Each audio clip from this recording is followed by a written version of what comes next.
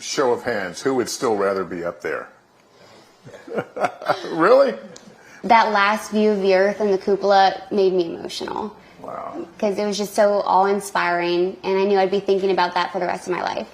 They've been back on Earth for just over a day, but the crew of Inspiration4 is already missing that spectacular view from space. Our name is Inspiration, and to be able to capture that view and to bring it back to Earth is special. Feel this sense of awe. The historic all-civilian space crew blasted off last Wednesday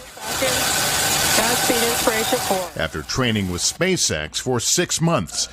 The team spent 3 days orbiting the Earth, more than 300 miles from the planet. Each of us have been changed in a way that maybe we didn't expect. And for me, it was being able to see the Earth in a way that made me realize there is so much to see in person that I need to go and find those places and explore more. Dr. Cyan Proctor piloted the mission, becoming the first black woman to serve as a spacecraft pilot. Being able to talk to, girls of color and women of color about my experience, and even older women who sometimes when you think that, the best part of your life has passed you by as you've gotten older, that there's still a lot to learn and a lot to explore and a lot to do. You wanted to be an astronaut for a very long time. You applied at NASA, got into the finals at one point, but didn't make it. How sweet is it? It's just amazing. This is the best way that I could ever imagine going to space, with these individuals in this way with SpaceX.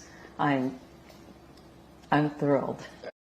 Technology entrepreneur and billionaire Jared Isaacman paid for the trip and served as the mission's commander. Where can this be taken, this whole idea of putting non-professional astronauts in space? And I think if orbital spaceflight is just the exclusive domain of a couple of countries and the select few, I don't know how far we're going to get. So I think having organizations like SpaceX that are working very hard to drive down the cost of spaceflight, to make it more accessible for others so that all of us can go out and journey among the stars. Isaacman used the trip to help fundraise millions of dollars for St. Jude Children's Research Hospital, where 29-year-old Haley Arsenault works as a physician's assistant after surviving pediatric cancer herself as a child. Haley, did you have any idea how much you were inspiring people here on Earth? No, and that's hard for me to wrap my head around because I think of myself as an ordinary person, but I hope that people can relate to me. But isn't that the point? You are an ordinary person? Yes, I am. Isn't that the appeal of all this? Yes. I've had some difficulties in life, but I think everyone has in some way. I think everyone has had to overcome something.